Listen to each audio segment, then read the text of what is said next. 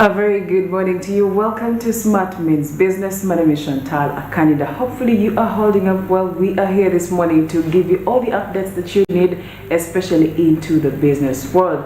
Well, let's start off with our business updates. And in Kitgum District, a road project that was commissioned in March 2021 and contracted to China Railway 18 Bureau Group had been expected to be completed in 18 months, but the contractor has so far asked for two extensions after failing to complete within the scheduled period. Nearly 300 billion Uganda shillings remains unutilized under the World Bank-funded Uganda Support and to Municipal Infrastructure Development Program due to delays in project implementation. Now, the USMID implementing local governments include Yumbe, Terego, Arua districts and Arua City in West Nile, and Lamo, Kitgum and Gulu in northern Uganda. In Kitgum district, officials said they were concerned over delayed completion of a stretch that covers 7 roads, including Nakidi, Philip, Adong, Janani Loom, Kitgum, Tom, Apila, Oneke roads in Central Division and Aya Helen Din in Padong Division. The project, which was commissioned in March 2021 and contracted to China Railway 18 Bureau Group, is at 16 billion Uganda shillings, had been expected to be completed in 18 months. And away from that, we talk about demand for credit remaining stable according to the Finance Ministry, and the value of approved credit has remained stable despite an increase in interest rates according to the Ministry of Finance, and this was the October performance of the economy report. Now, the report, which was released last week, indicates that the value of approved credit in September grew to shillings 1.4 trillion, up from shillings 1.14 trillion in August, which represents an approval rate of 58.9% compared to 56.9%. And the increase, the report noted, signals stability in demand for credit by the private sector amidst an increase in interest rates for both shillings and foreign currency denominated loans. Now, during the period, the shilling denominated interest rates increased from an average of 17.29% to 18.24% in September, while foreign currency denominated interest rates increased from an average of 6.42% to 7.19%. The report also indicates that personal and household loans continued to account for at least the largest share of the loans, and this is for private sector banking, taking 413.8 billion Uganda shillings of the 1.418 trillion, which represented a percentage share of 28.6%. Trade took 384 billion Uganda shillings, or 26.5%, and this is of the approved credit, while 193.1 billion Uganda shillings, that is 13.3%, went to building, mortgage, construction, and real estate. Now, business, community, social, and other services received 140.3 billion Uganda shillings, that is 9.7%, while agriculture took 133.4 billion Uganda shillings, amounting to 9.2%. The 5 sectors constituted 87.3% of the credit extended to the private sector during the month, mainly due to high lending rates. And that is what we could get for you from our business updates. We will be going for our press review.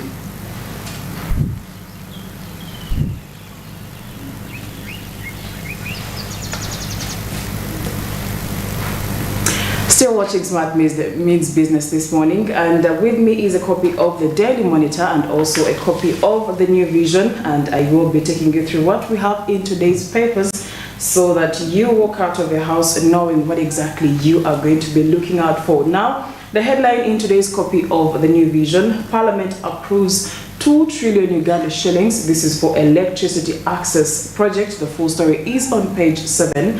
And also 100 districts to benefit from the new power connections. Just in case you want to find out if your district actually falls in here, especially if you do not have electricity as in your villages, you might want to find out if you are among the districts that have been planned for. Now, also Nabanja widow rescue upsets the judiciary. The full story is on page 4. You will find it there. And also, you're going to find out what drives parents to opt for homeschooling. Page 18 to page 19 is where the full story is. And maybe you might learn a thing or two about why actually maybe you need to take up homeschooling. And talk about the FIFA World Cup, how Saudi shot down Messi and Argentina. Full story is on page 39. And of course, if you have students at home, especially O-level students, you might want to check out for some physics and Kiswahili and also biology in the past O-level in today's copy of the New Vision.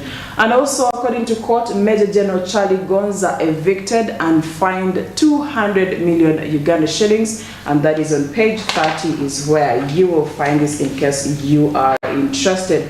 Also, government holds handicrafts expo to support artisans.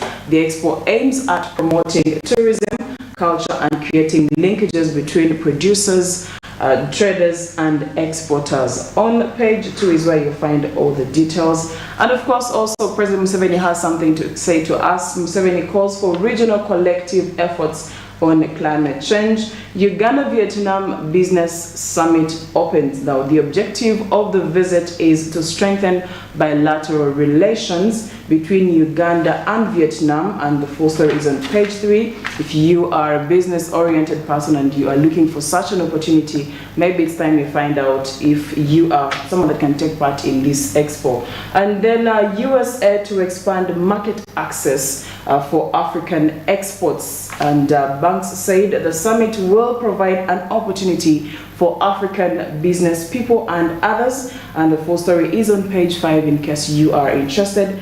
And if you are into agriculture, especially commercial agriculture, more rains offer hope for pasture renewal and water harvesting. You will find that on page 5. That is where the details are. And also, UNRWA holds road projects over 528 billion shillings debt. The full story is on page 6. And also, MPs approve 2 trillion Uganda shillings for electricity connections, like I already told you. And then Uganda registers 331.7 billion trade surplus with East African community countries. And this is why you will find it on page 7. That's what the full story is, just in case you are interested. Now, interesting office is the IGG's office. We all do. I think we all agree. Now, the IGG recovers 18 billion Uganda shillings from corrupt officials. And the full story is on page 8. In case you want to find out the details, you will be able to know in which offices, especially because Ugandans have been demanding for accountability from some of these offices and not getting this accountability. So why not?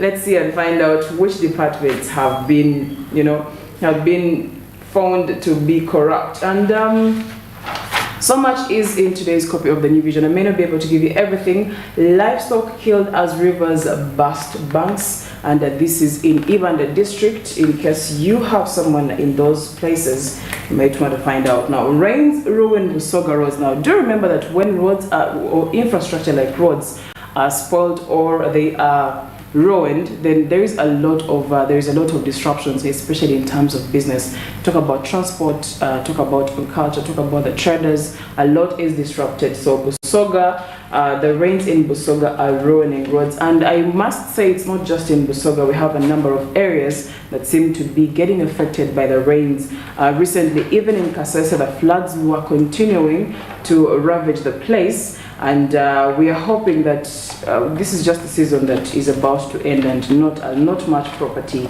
is destroyed. And let's get into the copy of the Daily Monitor. Now, in today's copy of the Daily Monitor, on the front page, Amongi asks NSSF boss to leave office. You might want to find out why the NSSF boss is being asked and to leave office. But according to what I'm reading here, it's the law.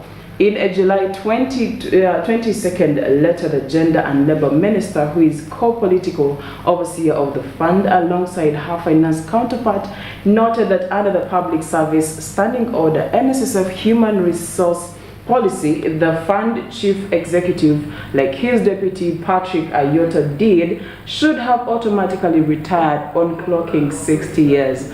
Full story is on page 4, and there must be a reason behind this particular lady wanting Mr. Byarugaba to leave office. But grab a copy and you'll find out why he's being asked to leave. And then the lizard has something to say. The sweet seat is still his, and or still not to boss, says government. And yesterday we were talking about how the workers' union, some of the members want the chairperson, that is Owere, to be out of office. And according to government, the seat is still his. Now, MPs okay 1.2 trillion loan for electricity. The full story is on page 4, and UNRA charged 342 million Uganda shillings daily for unpaid projects. That's interesting. You might want to find out how they intend to pay this money, because that's the taxpayers' money that is going to be going into making some of those payments. Now, Mbarara Street children hired as security guards.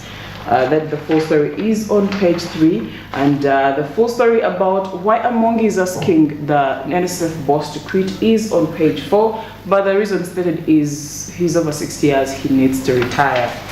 This must be the point where we will see the rules changing. But Biden invites President Museveni for second USA Africa Summit, and also study loans fate for over 1,000 beneficiaries is in balance. Then the culinary influence of Asians, we will not deny there is a lot of Indian influence in our country, and you will find all that on page 8. That is where the full story is. And if you are looking for jobs and tenders, I will tell you that you might want to check out both the New Vision and the Daily Monitor if you are looking to do business with the government. Yes, definitely there is a big notices in here, especially on page 11 of today's copy of the Daily Monitor. So you can decide to strategize and put yourself in position to be able to do business with government. Yes, sometimes the payments delay, but they usually come through. That's what most people that work with them say. And away from that, on page 15, you will find homes and real estate, and you will find out the land transactions, why a sales agreement matters. If you are someone that has had issues with brokers and real estate managers, then you might want to check this out.